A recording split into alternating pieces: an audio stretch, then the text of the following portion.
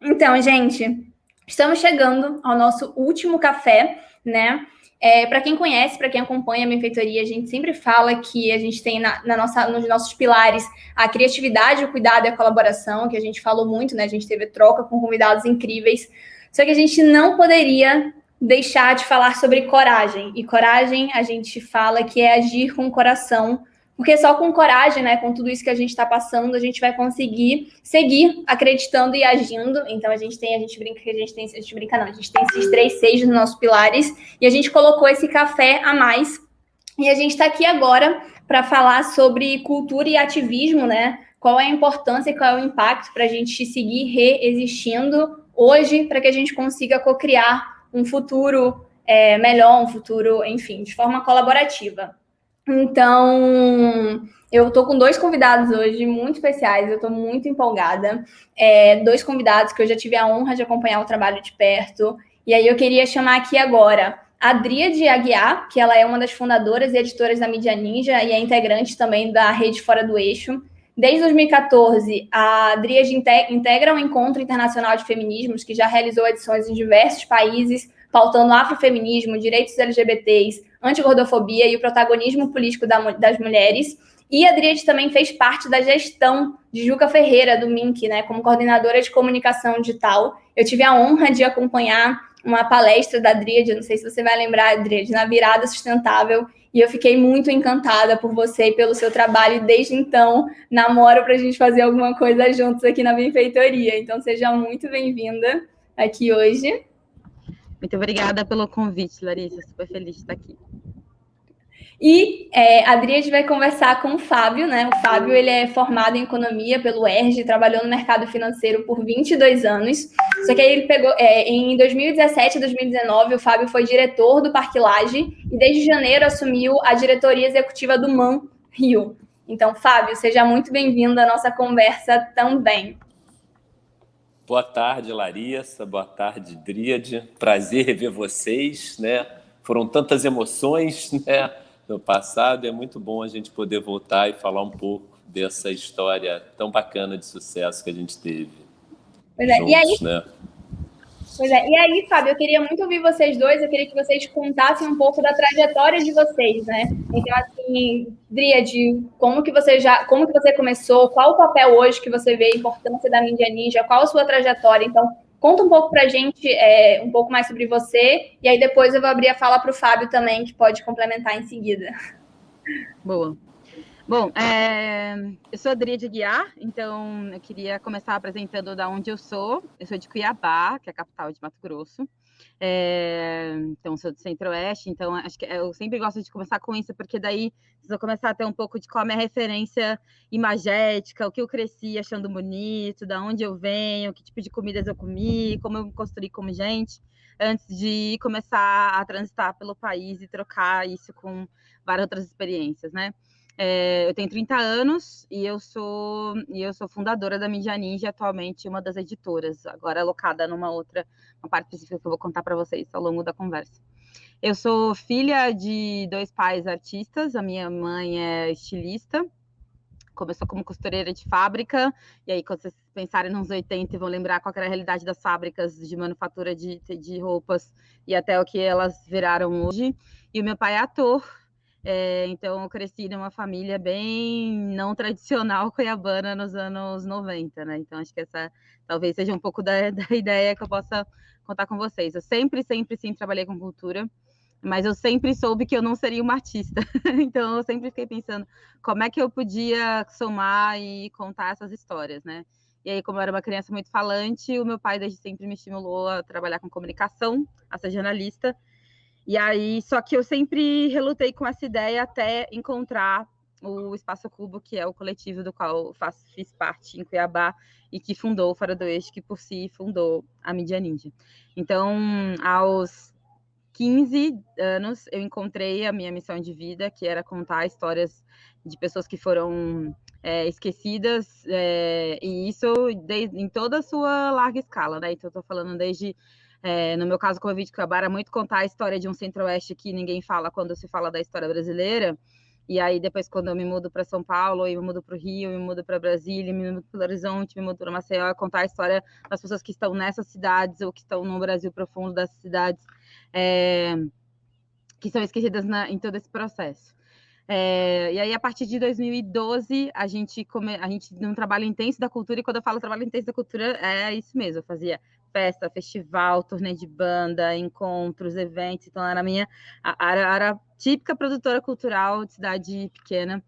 E aí, na chegada de São Paulo, quando a gente chegou lá e viu todo, e entrou em contato, né, com toda a miscelânea e a diversidade de movimentos sociais, que a gente era do movimento de cultura, e chega lá e encontra da Marcha da Maconha, as marchas feministas, a Marcha por Moradia, o movimento sem teto, encontra todo o movimento, até mesmo, né, as bicicletadas, encontra toda essa diversidade de atuações políticas. A gente pensa que podia contar mais histórias, e assim a gente se junta no fim de 2012 e lança a Mídia Ninja em março, e aí estoura em 2013, durante junho, e de lá para cá a gente vem compartilhando a nossa história com vocês, e cada um teve algum tipo de experiência com a Mídia Ninja em algum momento e sabe um pouco do que a gente é capaz. Então, hoje eu estou aqui para contar um pouco de onde vem essa coragem, de onde vem essa vontade de lutar por outras pessoas e como a gente mantém essa faísca acesa, que é o que a gente fala que é uma das coisas mais importantes até hoje.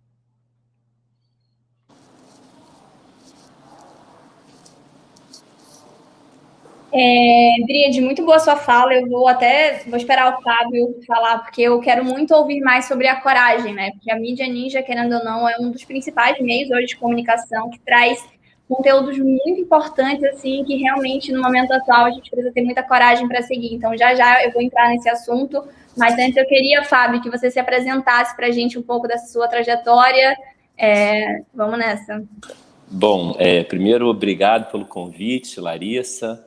É um prazer estar aqui com vocês da Benfeitoria, é um prazer estar com a Dríade aqui conversando, parceira nesse trabalho, que foi muito corajoso lá atrás. É realmente, para mim, um motivo de muita alegria ver tudo que a Benfeitoria realizou nesses últimos 10 anos e particularmente nos últimos 3 anos, né, quando a gente se conheceu, e realmente foi uma parceria maravilhosa, uma das mais vitoriosas que a gente tem no campo do crowdfunding, na época mais importante, né? Eu vim do mercado financeiro, como você falou, né? 22 anos trabalhando no mercado financeiro, e como é que esse cara vai parar no Parque Lage e ainda assumindo, né, a escola num momento muito delicado, que depois vem essa situação da censura que a gente vai conversar. Mas eu sempre coleciono há 20 anos, sempre gostei de arte, mas realmente eu nunca imaginei, né, quando eu trabalhava no mercado financeiro, trabalhar com arte.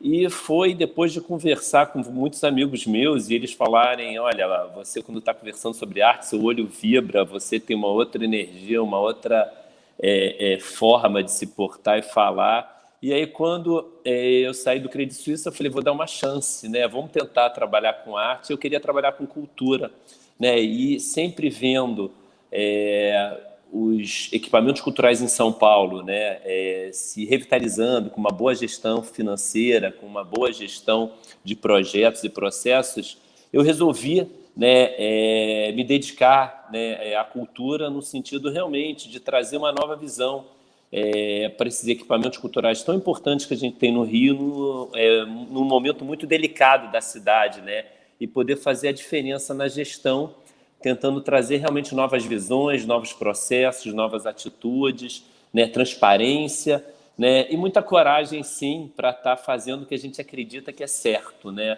Então, eu acho que, nesse sentido, a gente pôde, né, ao longo desses últimos 2 anos no Parque Lage, ter aí a oportunidade de ter tido aí a proeminência de fazer várias ações, né, e essa ação de crowdfunding foi uma das principais, né? E ela ocorreu num momento que eu estava simplesmente há 7 meses, né, na escola como diretor. Então, sair do mercado financeiro, né, no mercado muito pragmático, né, com uma visão muito ligada a números, né, a resultados, você ir para o lado da cultura, que tem toda uma estratégia muito diferente, né, uma estratégia que o resultado não é um resultado financeiro, é um resultado social que a gente busca, né? O que a gente faz o tempo todo é querer investir cada vez mais na nossa sociedade, né? E isso para nós é muito importante, né, nesse momento que a gente vive, né, entender que a cultura realmente é algo fundamental para transformar a nossa sociedade e dar a liberdade das pessoas poderem ter opiniões diversas, né, e saberem que nem por isso elas estão erradas, né, e mesmo assim a gente pode sim caminhar junto. Então eu acho que vai ser uma oportunidade muito bacana, né, a gente poder estar conversando hoje, né, sobre toda essa história que ocorreu, né, e já fazem, a gente estava conversando antes, eu e a Adriane aqui, já fazem quase 3 anos, né, é impressionante como o tempo passa rápido, né, mas já fazem 3 anos, né, de toda essa campanha incrível, né, de crowdfunding do Queer Museum e que, sem dúvida nenhuma, teve muita luta, né, e muita coragem por trás para a gente assumir, né, essa luta ali, que era uma luta naquele momento realmente contra a censura. Eu vou aproveitar, Fábio, esse gancho até para fazer uma pergunta para vocês, assim, porque eu queria muito, o que a gente tem visto aqui dentro e fora da benfeitoria, a minha formação também é de produção cultural, a arte, ela tem sido usada, ela, historicamente falando, né, ela é uma ferramenta de transformação social e, principalmente nos últimos anos, com tudo que tem acontecido, cada vez mais a gente tem visto ações e campanhas de pequeno a grande porte que se apropria da arte realmente para poder questionar, para poder transformar, para poder resistir. E aí eu queria muito ouvir de vocês, né, na visão de vocês, assim, como que a arte ela tem sido e ela pode ser essa ferramenta de transformação social. E aí eu falo, a gente tem projeto aqui, né, desde o Parquinho Verde, o Festival Amanhecer, que uniu diversos artistas para poder se posicionar contra a redução da maioridade penal. A gente vê, fora da plataforma, vários movimentos do 342 Artes se juntando em prol de resistência, mas também de projetos sociais. Então, para vocês, assim, como que a arte se posiciona nesse lugar de ferramenta de transformação? Quem quer começar? Vai que vai, Fábio, vai que vai. Pode, então, falando um pouquinho sobre essa questão, então, só voltando, porque eu acho que essa questão que você coloca, Larissa, sobre transformação, eu acho que faz todo sentido e a arte se presta a isso, né? A arte se presta como o Mário Pedrosa falava, né? A arte é o exercício experimental da liberdade e nada mais importante que a gente ter liberdade para criar, liberdade para experimentar, liberdade para fazer o que a gente acredita. E eu me lembro lá, quando criou-se a polêmica do Queer Museu, lá atrás, né, em que essa exposição tinha sido censurada no Rio Grande do Sul, e o MAR falou que iria fazer a exposição, né, e, de repente, o Marcelo Crivella, prefeito na época, fala que essa exposição não iria ocorrer no mar, porque o Carioca não queria só no fundo do mar, né? Foi algo que realmente foi muito impactante para todos nós, né? Como um prefeito que nunca entrou no museu, né? Eu acho, poderia falar algo dessa forma, né? Tão agressiva, né? E realmente o papel dele estava completamente trocado. Ele teria que ser o primeiro incentivador a você estar podendo trazer uma exposição dessa e debater e conversar, né? E eu realmente me lembro, né, na época, que era uma coisa que a gente não sabia como ia financiar isso, como ia fazer, já que não tinha dinheiro, né? E pela primeira vez, né, a gente começa a falar de crowdfunding para algo tão importante, né? E na minha cabeça não tinha dúvida que o crowdfunding seria essa oportunidade de trazer várias vozes, né, para mostrar que, sim, o Carioca gostaria de ver essa exposição e gostaria de apoiar essa causa. E nesse sentido, né, que a gente começa todo esse trabalho junto com a benfeitoria, né, mostrando realmente como a arte ela tem hoje uma potência enorme de aglutinação de vários saberes, né, e de várias tribos, como eu posso dizer, né, entendendo que a liberdade de expressão e a censura ela é muito cara para todos nós, indiferente se você é de esquerda ou de direita ou de centro, né?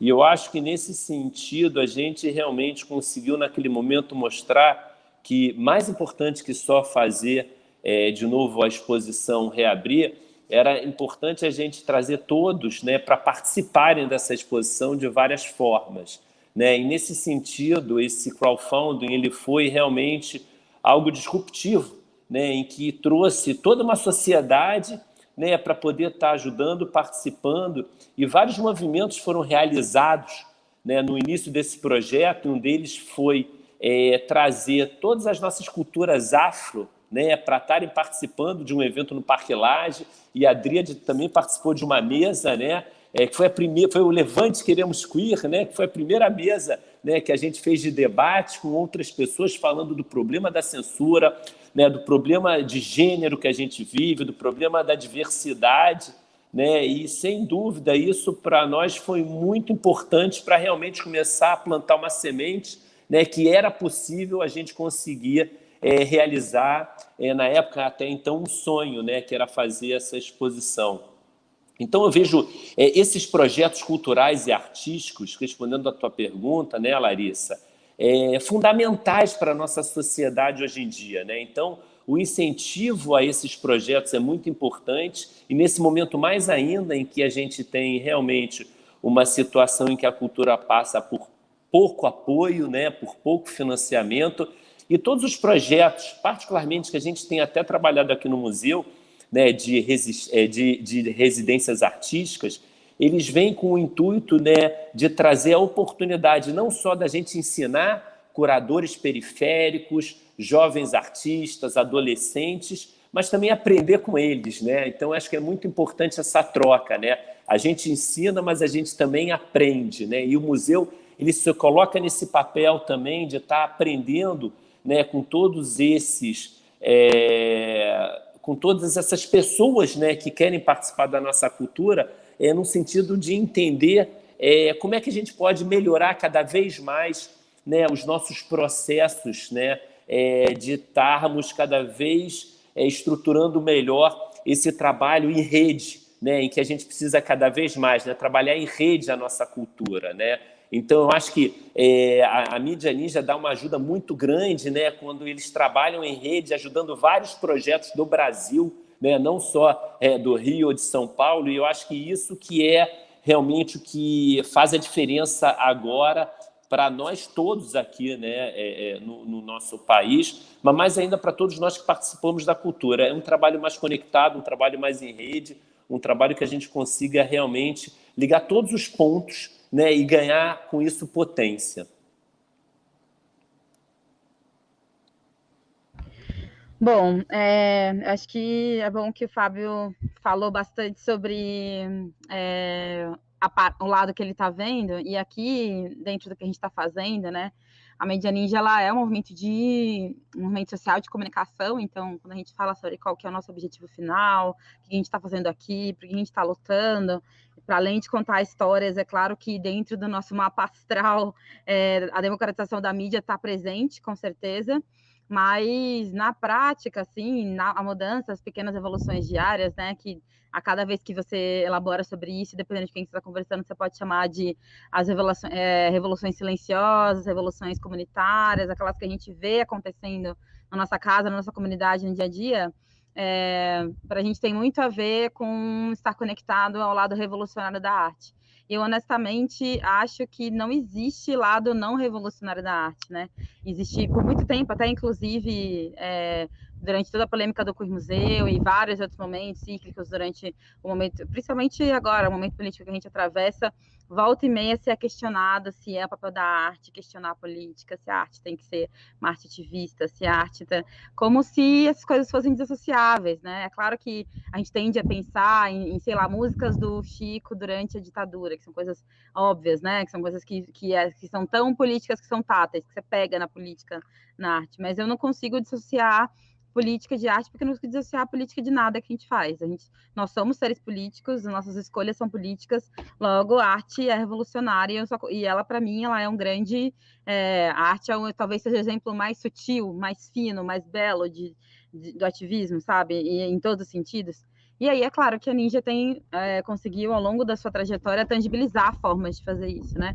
Como, por exemplo, o Design Ativista, que é uma rede de ativistas que a gente fundou e está na condução, que basicamente tenta transformar em meme, em cartaz, em pôster, todas essas realidades políticas que a gente está vivendo. E aí soa como se a gente estivesse pegando, nossa, a gente está pegando uma ferramenta super cool, né, que é o design, transformando uma coisa política chata e tal, para fazer uma análise simplista, mas iconografia é uma coisa muito importante, né? Pense em qualquer momento histórico que você pense na sua cabeça. Todos eles estão aliados a um grande cartaz, a uma paleta de cores, a um slogan, a uma música, a um sentimento que estava naquele lugar, e o design é uma das ferramentas para tangibilizar isso, né? Então, sei lá, se você for pensar na Revolução Francesa, tem um quadro que você pensa quando aquilo acontece. Existe um quadro pintado que é isso. A Revolução se resume àquele quadro, aquelas 3 cores, uma embaixo da outra, ao sentimento que aquilo diz, a luta dos estudantes, e depois que aquilo significou para tudo. Entende? Todas as revoluções, elas estão aliadas à arte, e aí eu acho que a Ninja, ela consegue colocar isso num prisma onde é inegável. E é por isso que a gente faz isso da forma que a gente faz, né? Porque a gente faz isso com jornalismo, a gente faz isso contando, narrando o país politicamente, a pauta política, como a Larissa falou mesmo, uma pauta que a gente não consegue nem quer fugir, né? Ela está, às vezes, no centro da nossa contação de histórias, mas a gente também está falando de política, também está falando da vida das pessoas, também está falando de macroeconomia, macropolítica, educação, está falando de saúde, mas a gente também está falando de festa, está falando dos filmes que a gente está assistindo, está falando da música que a gente consome, porque... e aí talvez se conecte com a filosofia de vida da Ninja, que vem de um lugar da cultura, se conecta também com o nosso trabalho no Ministério da Cultura, como nessa última gestão democrática. Mas é isso, a Ninja, e talvez se você pensar assim, quem viveu 2013 e acompanhou intensamente na rede, sempre tem aquela uma ou outra foto que você viu na timeline que falou assim, esse protesto aqui está acontecendo e eu me sinto conectada com ele de alguma forma, mesmo, ou eu tenho uma opinião sobre eu acredito, não acredito, acho bom, acho ruim, mas a Ninja tendo esse acervo, a gente só conseguiu fazer aquilo porque a gente vem de movimento cultural, né? Então, a gente aprendeu a tirar foto em festival, a gente aprendeu que são as mulheres, que são os negros, que são os LGBTs, que são pessoas periféricas, que são as pessoas que estão à margem da sociedade, que criam cultura, porque a gente faz isso na rua da nossa casa. E aí, quando a gente transporta festival para dentro de uma manifestação, é por isso que a gente tratou com tanto cuidado tudo que a gente produziu lá. Por isso que as fotos pareciam que eram de um show. Por isso que a luz que o helicóptero da polícia jogava num casal se beijando no meio de uma bomba parecia que era um quadro, parecia que era uma coisa linda. Mas, na verdade, é um casal fugindo de uma bomba que a polícia atacou e tem um helicóptero em cima para te prender, entendeu? A história, ela é essa, mas a gente queria contar ela através de um viés artístico também, que é o que a gente faz com fotojornalismo, é o que a gente faz com design ativista, que a gente tenha certeza que as pessoas iam se tocar mais e iam acabar contando a história daquele lugar também. Então, acho que é isso, né? A gente acredita que não existe revolução se a cultura e a comunicação não estiver no centro do planejamento. Nossa, Adriane, que fala potente. A gente está aqui da benfeitoria também, é nesse time, assim, que a gente entende que a cultura e a arte é ferramenta de resistência, sim. Não existe arte sem falar de política, né? Não existe arte sem ser resistência. E aí uma coisa que me veio muito à cabeça, assim, enquanto você falava, é porque há um tempo atrás eu escutava muito, esse até é um discurso mais antigo, assim, que é a produção de meme. Ele é uma coisa que é muito legal, ele é muito importante porque ele, eu vou usar o termo democratiza, mas espalha, né, faz com que essas informações cheguem às mais pessoas, só que ao mesmo tempo o quanto que o ativismo de internet atrapalha realmente as revoluções. Tem muito essa polaridade, né, da importância do ativismo na internet e do quanto que isso atrapalha as pessoas irem para a rua num período que não era pandêmico. E aí, a partir desse ponto de vista meio polarizado, eu queria muito ouvir de vocês dois como que as ferramentas digitais, eles amplificam o poder da resistência cultural, né, da resistência da arte. Então, a mídia ninja, querendo ou não, tem uma atuação muito forte nas mídias, com toda essa produção de conteúdo. Fábio, a gente teve com você o Queer Museu, né, que foi uma campanha de financiamento coletivo, que ela acontece online, mas teve toda uma mobilização, então a gente viu pessoas de dentro e de fora do país falando sobre isso, mas também de outras produções, não só do Queer, mas assim, outras produções que o MAN já fez, que o Parque Lage já fez. Então, para vocês, qual é a potência dessa transformação das ferramentas digitais, né? O quanto que ela realmente soma nessa luta?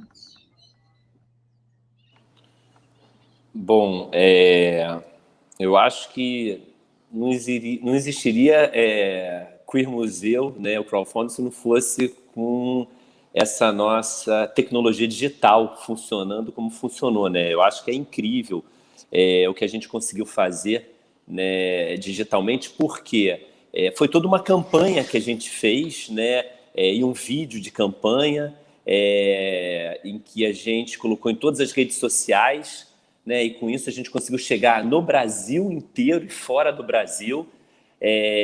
Todos os eventos que a gente fez, a gente também gravou e colocou digitalmente para o pessoal acessar, né? Toda a nossa estratégia de comunicação, né, ela foi via mídia digital. Então, eu acho que a questão hoje digital, e mais ainda com a pandemia, né? A pandemia virou a gente de perna para o ar nessa questão digital. O que para o museu era uma coisa importante virou vital, né? Então, eu acho que a gente está hoje numa situação em que a questão digital ela é tão importante quanto a questão física, né? E a gente teve, no caso do crowdfunding, esse momento de estar junto no Parque Lage, não tinha pandemia, estar fazendo os eventos lá e estar debatendo, né? E estar realmente celebrando, mas a questão, né, do acesso às pessoas, a todos os nossos projetos, né, a todas as doações e até o leilão, né, se não tivesse essa tecnologia digital, a gente não conseguiria fazer o que a gente conseguiu fazer,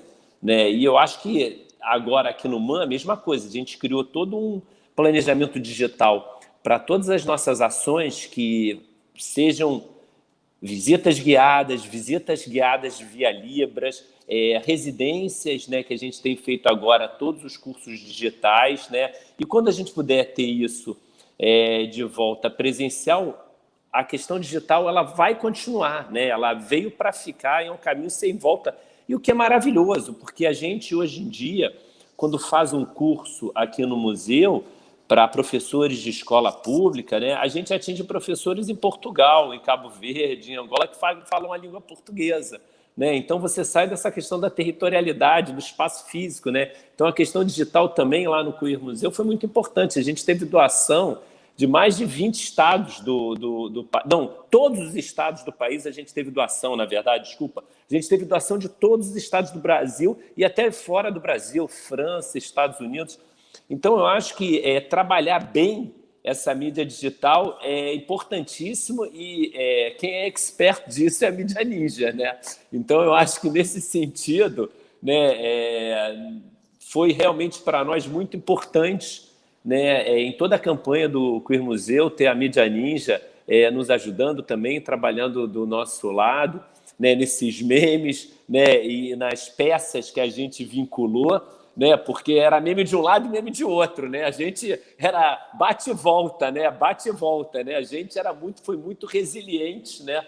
O que foi importantíssimo, né? Porque mostrou que a gente realmente não só pode, como deve enfrentar essas batalhas, né? Porque são batalhas que a gente tem em mente um benefício coletivo e não um benefício individual, né? Então, foi uma vitória, não uma vitória do Parque Lage, né, do Queer Museu, foi uma vitória da sociedade toda contra o que estava acontecendo, que era um processo de censura, né, um atrás do outro que estava acontecendo naquele momento, e que estava realmente trazendo uma insegurança a todos os artistas, né, e a todos que trabalhavam no setor cultural. Então, eu, sem dúvida, vejo isso como algo muito importante, muito potente e cada vez mais importante, né, para frente.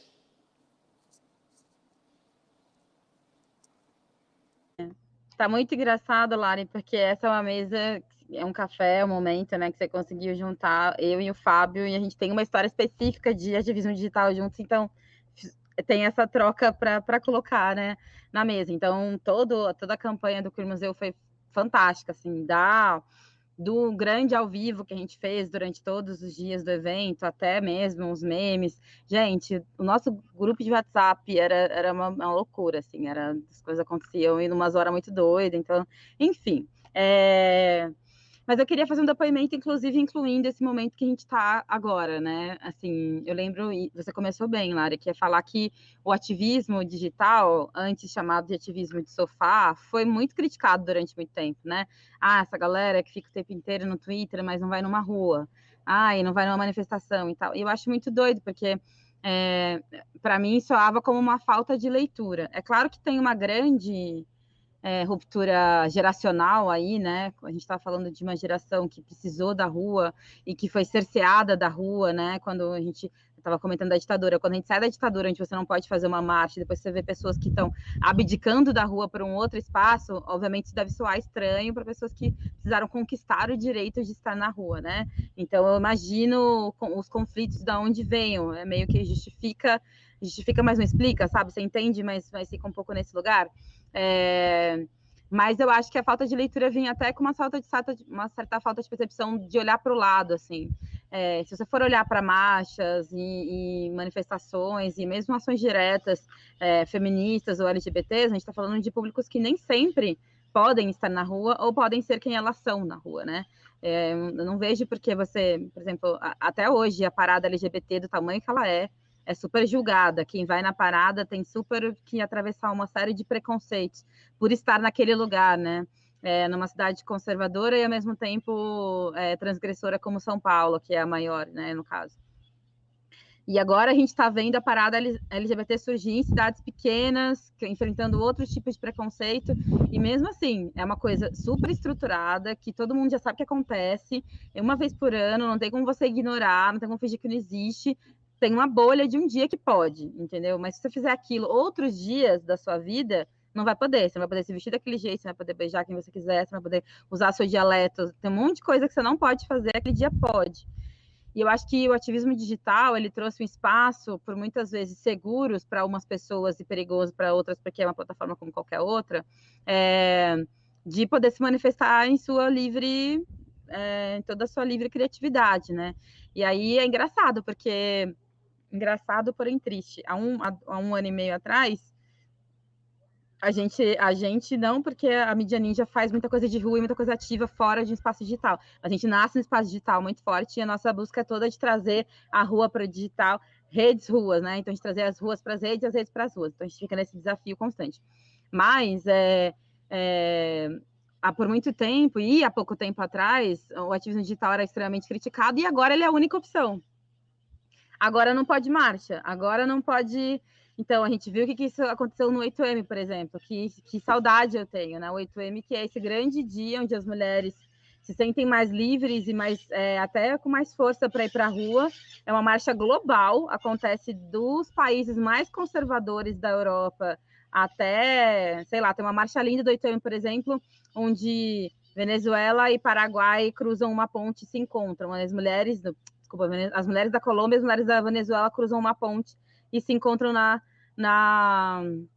na fronteira, e são países que são politicamente adversários, né? E as mulheres, durante o Dia das Mulheres, não. Então, tem coisas tão simbólicas que acontecem durante o 8M e não pode acontecer esse ano, assim como não puderam acontecer várias outras manifestações no ano passado, e não vão continuar. E do jeito que as coisas estão, não muito cedo, elas vão voltar a acontecer.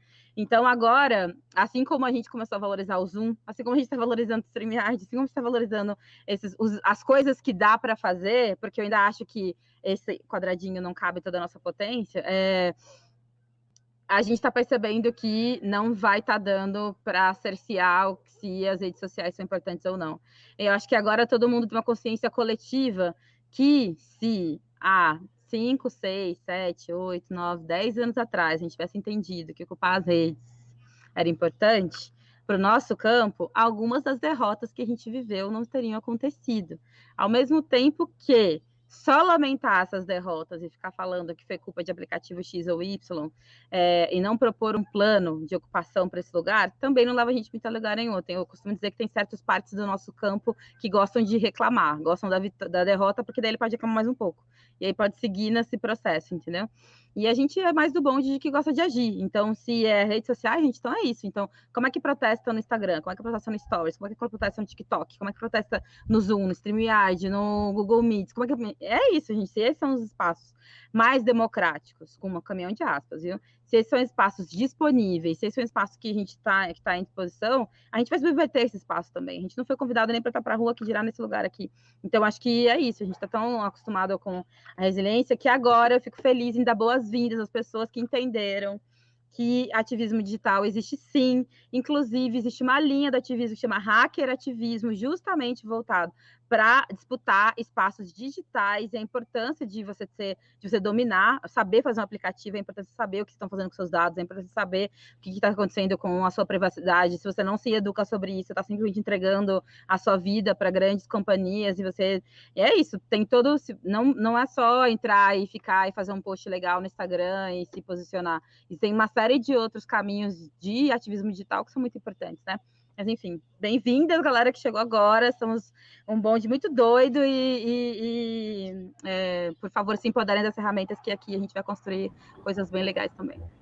E aí, Dríade, eu vou até puxar isso para uma pergunta que estava lá no final, mas eu acho ela muito importante para vocês dois, assim, que é como que a sociedade civil, né, como que as pessoas físicas, elas podem se engajar mais, assim. Então, até dentro, Fábio, das produções que acontecem dentro do MAN, dos trabalhos artísticos que estão acontecendo. Você falou que você está levando, o MAN está cada vez mais levando isso para o meio digital, né? E a gente está vendo cada vez mais que a gente não tem previsão, infelizmente, de ir para a rua. Então, a gente realmente vai precisar se reinventar para que a gente consiga resistir pelas redes sociais. A gente também tem visto uma série de leis e coisas absurdas passando, e aí eu concordo muito com a fala da Dríade do que se lá atrás a gente tivesse aprendido, hoje talvez a gente conseguisse se posicionar de uma forma muito diferente. Então, na visão de vocês dois, assim, como que a sociedade civil pode se apropriar dessas ferramentas das redes sociais, né? Como que a sociedade civil pode se apropriar da tecnologia para resistir junto, para somar, né, no papel da arte, no papel da cultura, no papel das mídias,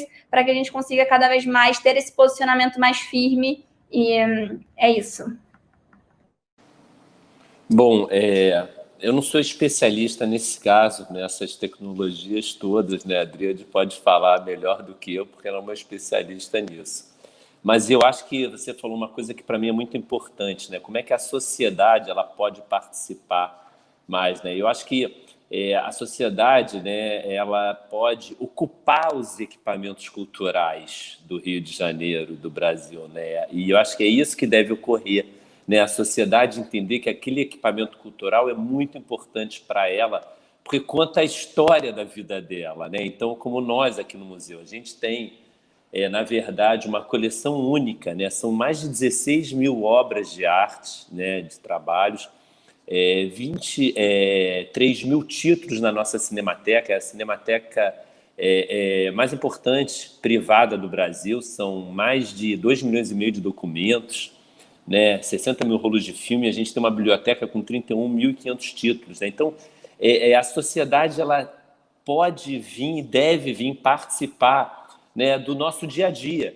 E todo o projeto, né, que desde que eu entrei no ano passado, a gente começou a criar um projeto que traz um sentimento de pertencimento a todos quando a gente faz tudo gratuito, né? Então, o museu reabriu ano passado de uma forma inovadora, com contribuição sugerida. Então, o MAN hoje é um museu que você paga, se quiser, o quanto quiser, né? Então, o nosso objetivo é trazer aquelas pessoas que não podem ou não podiam acessar o MAN porque achavam que era um espaço elitista, um espaço para poucos, né?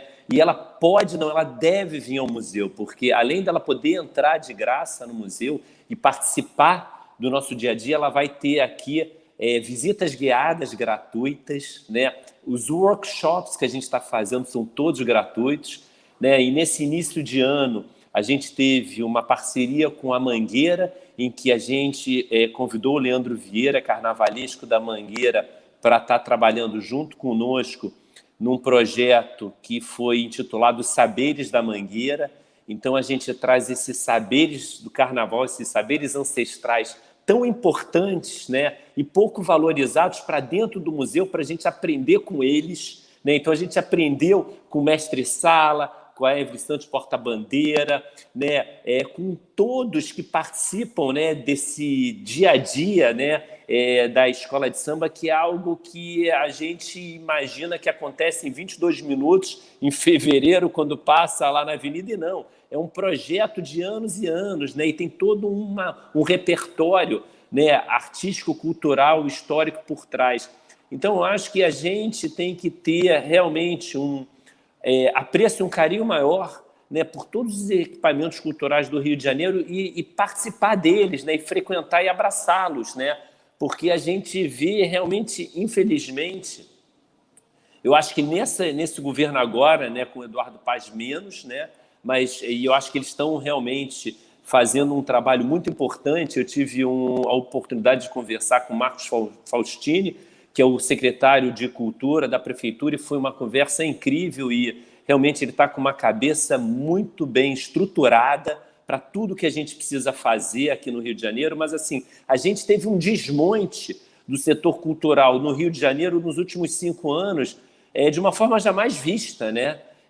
Então, eu acho que todo o meu trabalho no Parque Lage foi criar uma sustentabilidade financeira para não depender do Estado, né? E o equipamento do Estado, mas é surreal isso, né? Então, eu criei uma sustentabilidade financeira em que a escola realmente dependia muito pouco do Estado, né? Mas muito pouco. E isso foi muito importante, porque a escola sobreviveu nesse sentido e está sobrevivendo muito bem e crescendo, expandindo seus cursos e expandindo seus públicos, né? E a gente tem vários museus no Rio de Janeiro muito importantes que estão fechados ou fechando, né? E esses museus são muito caros para todos nós, porque eles contam a nossa história. E a gente olha para isso achando que o problema é do outro, né? Ou que o problema é um problema do Estado.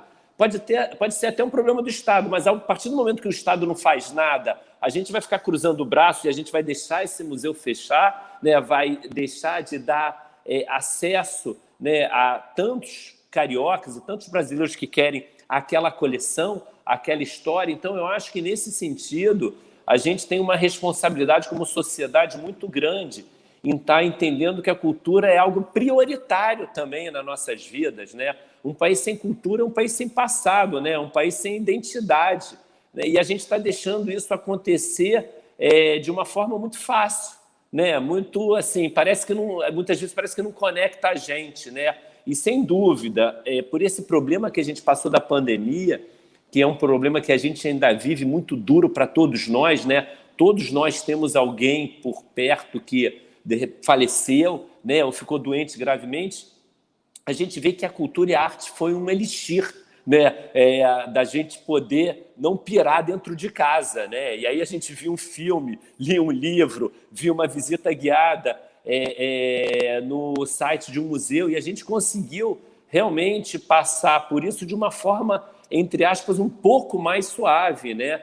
E, sem dúvida, isso tem que ser agora muito valorizado, né? E a questão realmente que eu vejo, a arte, ela tem um projeto muito importante por trás, sim, de inclusão social, né? E a gente tem aqui vários projetos em que a gente tem conversado com outros agentes culturais periféricos para estar criando pontes, né, e oportunidades de ajudá-los e financiá-los, né? Ano passado a gente fez um trabalho muito bacana com o Galpão Bela Maré e com a Lanchonete, né, que são 2 projetos incríveis que já têm mais de 5 anos no Rio de Janeiro. E eu acho que, nesse sentido, a sociedade ela tem um papel muito relevante nesse momento. Não é um papel só de governo, mas é um papel social importante para a sociedade assumir essa responsabilidade de realmente criar um cinturão de segurança para que esses equipamentos sociais, esses equipamentos culturais sobrevivam.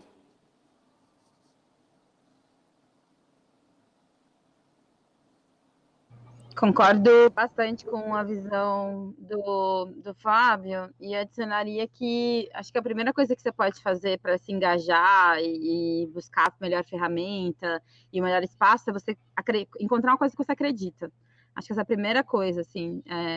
Quando eu falei lá na minha fala sobre a faísca, é uma coisa, por exemplo, que o Fábio experienciou quando ele trocou ele fez um 180 na carreira dele, né? Se for olhar só para o lado financeiro, já é um negócio muito doido.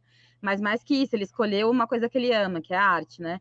Então, e aí, com isso, vem o ativismo. Então, acho que, no caso do Fábio, ele é um gestor de arte, um gestor de políticas públicas para arte, ativista, porque ele está defendendo uma coisa que ele acredita através da arte, né? E daí o que eu falaria é que não adianta você entrar nessa, porque geracionalmente todo mundo da geração Z é mais assim, ou então porque as pessoas em torno de você. Você tem que encontrar uma coisa que você acredita, e é por isso que tem tanto front. Se você acredita em soberania alimentar, então você busca o ativismo alimentar. Se você acredita que a crueldade animal é uma coisa que não dá para continuar acontecendo mais, então o seu lado é lutar pelos direitos animais. Se você acredita no empoderamento da mulher, então o feminismo é o seu campo. Se você acha que a gente precisa criar novas políticas para a gente conseguir entender o poder das pessoas negras e corrigir uma série de falhas históricas, então você só luta antirracista.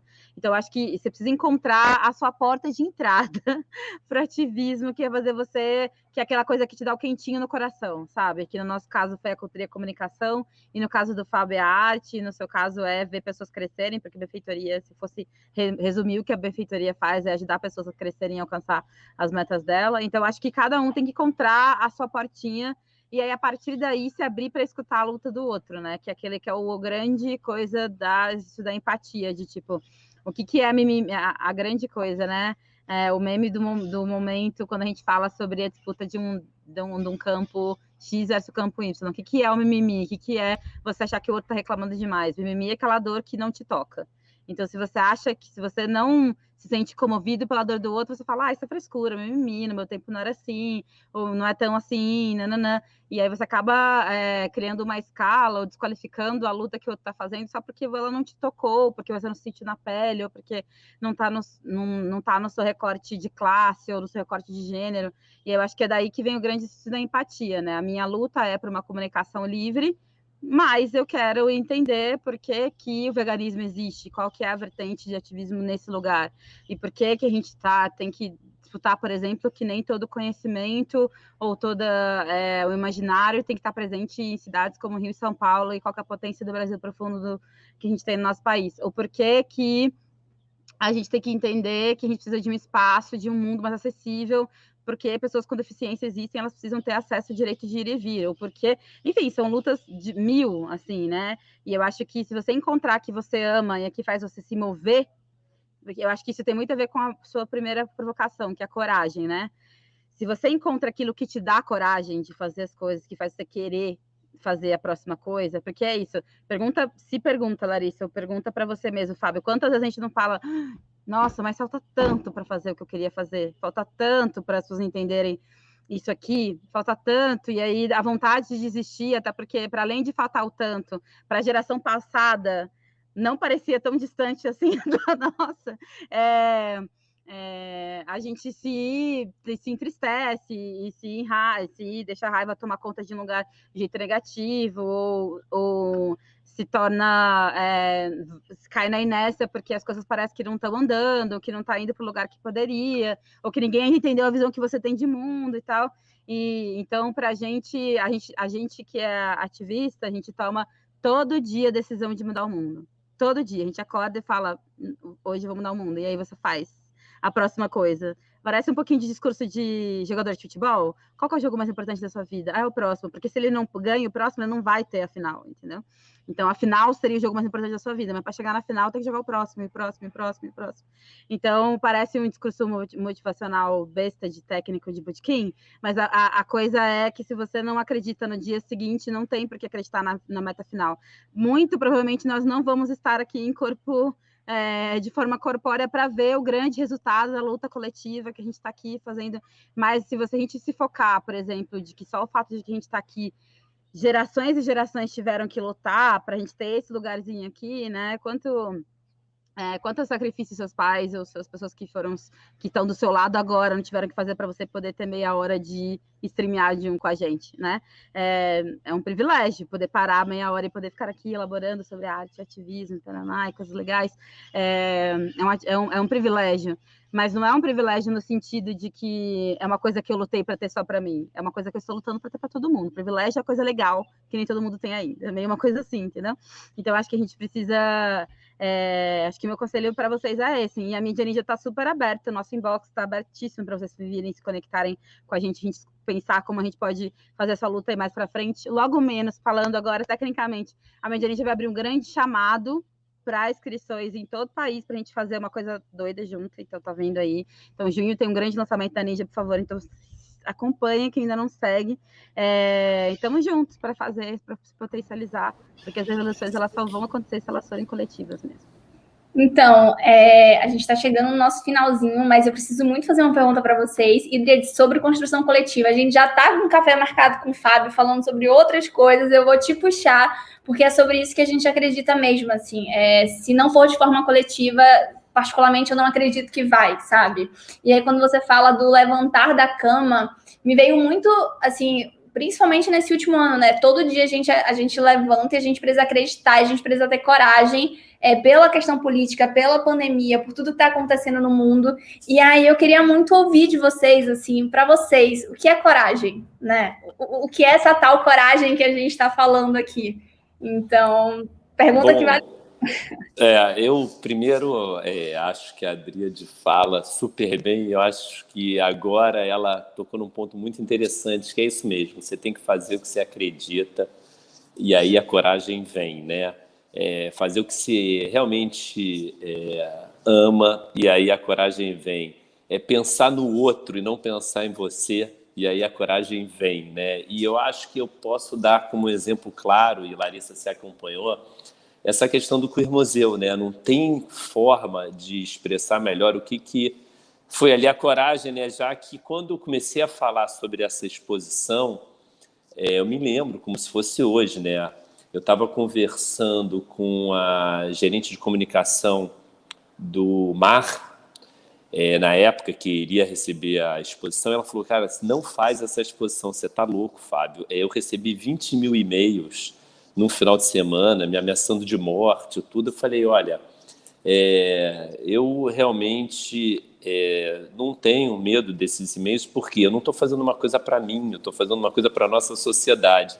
E eu me lembro que o MBL vindo batendo, né, com aqueles fake news todos, né, enchendo o saco, e tinha a questão, né, de você estar contra um prefeito, né, então você vai bater de frente contra o prefeito, né, e eu falei, não, a gente vai fazer porque a gente não tem nada a perder nisso, né, assim, se a gente não fizer, a gente já está perdendo, porque as pessoas têm que entender que o não fazer é fazer, né, quando você toma a atitude de não fazer alguma coisa, você fez alguma coisa, né, então, assim, a minha responsabilidade como diretor do Parque Lage era realmente entender o DNA daquela escola, que foi uma escola criada no meio da ditadura militar, né, em 75, pelo Rubens Gerstmann, como uma escola de resistência, né, e teve sempre dentro, né, da escola artistas, né, de todas as formas, com uma liberdade total de atuação. E isso sempre foi muito importante para o sucesso daquela escola. E quando eu me coloquei, né, à frente dessa estratégia, né, para trazer a exposição do Queer Museu, eu, na verdade, entendi que eu estava fazendo algo muito maior, né, muito maior do que realmente simplesmente fazer um crowdfunding para uma exposição, mas era mostrar que era possível, sim, a gente acreditar, né, que era difícil naquela época de fazer um crowdfunding de 700 mil, 800 mil era quase impossível, não tinha, né? E eu precisava fazer, além do crowdfunding, para fazer a exposição, reformar as cavalariças. E a gente falou, não, a gente vai conseguir, a gente vai fazer e a sociedade vai nos ajudar, né? Porque ela vai entender o nosso discurso. E eu acho que o grande ponto de inflexão, né, ali, né, da gente conseguir realmente fazer a coisa acontecer é entender pelo que a gente estava lutando. Né, muito mais do que por uma exposição, a gente estava lutando pela liberdade de expressão, né, e não a censura. E com isso a gente realmente conseguiu mover um número de pessoas enorme, um número de artistas maravilhosos, e veio o 342 Arte, veio, né, a Paula, veio o Caetano, veio a Dríade, veio depois, né, no final, o Ney, veio todo mundo que queria fazer parte de algo que foi histórico para todos nós, que foi realmente dar um cala-a-boca, né, num prefeito que não sabia de nada, né, não entendia nada e ficava, de certa forma, utilizando, né, o seu mandato para censurar até o carnaval, né, que ele quis censurar. Se ele pudesse, ele censurava até o carnaval. Então, eu acho que essa questão da coragem, ela vem quando a gente entende que a gente não está fazendo algo para nós. Nós, que eu digo, para eu, Fábio, ou Parque Lage, mas sim para toda a nossa sociedade, né? Então, quando a gente olha o bem comum, né, e quando a gente entende que isso realmente é o certo a fazer, né, e a gente tem que fazer a coisa certa no final, né? E o certo, ele traz muita potência positiva, né? Quando a gente faz uma coisa que é certa para a sociedade, eu acho que isso traz muita força para todos nós. E foi essa força que eu tive lá e que vocês da benfeitoria, o Murilo, né, a Tatiana e todos abraçaram, e foi realmente algo que foi uma construção coletiva, né, com todos com muita coragem, porque a gente não sabia o que a gente ia enfrentar. E sabe quantos e-mails a gente teve negativo no Parque Lage? 3. Eu contratei, eu nunca vou me esquecer, eu contratei uma empresa, né, para nos ajudar tecnicamente a responder esses e-mails, né, essas perguntas que iriam vir, 1.000, 2.000, a gente ficou 2 dias treinando isso. Eu dispensei a empresa 15 dias depois, porque a gente não teve nada contra, porque eu acho que o discurso foi muito claro, muito objetivo e muito sincero ao que a gente acreditava, né? Então, quando você é sincero ao que você acredita, eu acho que você tem essa coragem, né, de fazer a coisa acontecer realmente, mesmo que você ache que o seu adversário é muito maior que você. Nossa,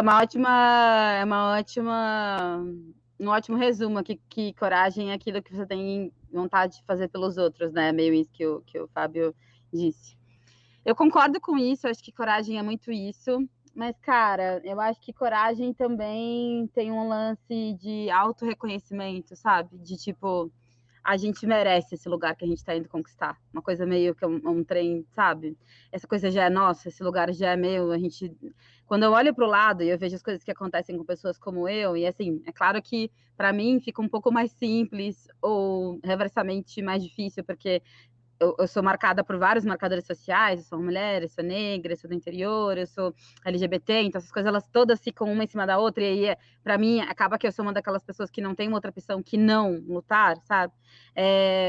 Mas eu acho que quando eu olho pra gente e eu vejo que é impossível que as pessoas queiram como é que alguém faz uma peça de obra de arte e aí isso vira uma discussão do tamanho que foi o Queer Museu, entendeu? Na hora que eu vejo que pessoas negras não têm acesso a trabalho, na hora que eu vejo o genocídio da população indígena, na hora que eu vejo que mulheres não têm direito ao próprio corpo dela, na hora que eu vejo que pessoas do interior do Brasil não têm acesso ao básico de saúde, na hora que eu vejo que esse é o lugar que foi colocado pra gente, eu fico pensando, não, isso não faz sentido. Essa não é a realidade. Então, eu me apego à realidade do futuro, sabe? A gente costuma brincar que a gente é, tipo, ativistas com ascendente em otimismo e lua em realidade, sabe? Que essa coisa de você saber que vai acontecer, mas saber que tem trabalho para fazer acontecer. Então, é meio que essa coisa que... Então, eu acho que a gente precisa... Eu acho que coragem é a gente conquistar o que já é nosso, um pouco disso, sabe? Eu fico o tempo inteiro pensando que não existe, não dá para essa ser a realidade, essa não pode ser a real, essa não pode ser o meu dia a dia, isso aqui não pode ser verdade, entendeu? E não tô nem falando pra gente brincar com os conceitos de pós-verdade, de fake news, do que é verdade, do que não é verdade, que aí é uma pira filosófica outra, mas eu fico pensando mais de que eu tô indo ali buscar o que é nosso e já volto. E aí, se a gente for mais junto, é mais rápido. E aí é meio que essa que é a coisa que a gente tá tentando fazer, convencer mais gente a ir fazer junto, pra gente poder operar isso da forma melhor possível para todo mundo junto. Gente, eu quero tatuar várias coisas que vocês falaram. A gente terminou, né? Só que, Drid, você me veio com a fala que eu quero muito puxar uma última pergunta. Só que a gente já passou do tempo, então eu quero saber se eu posso fazer, porque a gente tem um combinado. Que é... Por mim, sim. Pode, Fábio, eu juro que é a última. Mas ficou muito gritante dentro de mim. Para vocês, né? A partir dessa sua fala... qual é a mudança mais importante que vocês querem ver no mundo nos próximos 10 anos? E aí eu tô puxando um gancho de 10 anos, por causa que a benfeitoria completa 10 anos, né? A gente está aqui nesse processo, mas dentro do que vocês atuam, do que vocês fazem, qual é a mudança mais importante que vocês sonham em ver, que vocês têm a coragem de lutar por isso? E eu juro que com essa eu acabo, eu acho. Bom, eu acho que no meu caso é muito claro, né, a minha opção de vida, né, quando eu mudo, né, para a cultura, e a Adriade colocou muito bem lá atrás, né, eu fiz uma mudança de 180 graus, abrindo mão de dinheiro, né, que é muito importante, né, então você, com 2 filhos, né, você abre mão de dinheiro, né, para fazer algo que você acredita. E eu acredito na cultura, né, como transformação da nossa sociedade para uma sociedade mais igualitária, uma sociedade em que respeite as diferenças, e a Adriade botou muito bem todas essas diferenças, né, e esses gêneros, né, que a gente fica estereotipando aqui, né, e que é muito importante a gente respeitar todos eles, né, e entender que essa diferença, essa heterogeneidade é fantástica para a evolução da nossa sociedade. E eu acho que a cultura, ela precisa ser colocada no lugar dela. E ela não está sendo colocada no lugar dela hoje em dia nesse país, né? Então, assim, o meu objetivo, o meu sonho é lutar por isso, né? Que a cultura seja tão valorizada quanto a saúde, quanto a educação, né? Quanto a segurança, porque um país que tem uma cultura pujante, né? A gente respeita o outro, a gente, né, aprende com o outro, né? A gente entende que as diferenças, elas somam e não dividem, né? E a gente, entendendo a nossa história, a gente não repete os mesmos erros que a gente vem repetindo ao longo dos anos nesse país, né? Então, eu acho que, nesse sentido, eu imagino um Brasil mais aculturado, né? Um Brasil mais potente com seus espaços culturais, né? Voltando a ter um Ministério da Cultura, né? Que é tão importante, né? Para defender, né, o direito de todos que acreditam em arte, em cultura como uma alavanca de transformação. E eu acho que, nesse sentido, como a Adriade colocou, precisa de uma união de todos, né? Precisa do pessoal falar, juntos a gente consegue.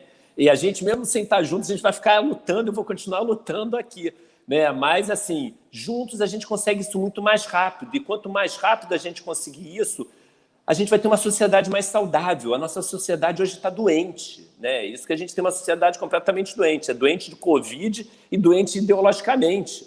Porque ou você é a favor ou você é contra. Não existe o meio termo. E a arte e a cultura, ela traz o meio termo. Ela traz essa questão que é tão importante para todos nós, né? A gente aceitar a diferença e respeitar a pessoa e aprender com isso. E eu acho que, nesse sentido, né, o nosso objetivo aqui, trabalhando com isso, é esse.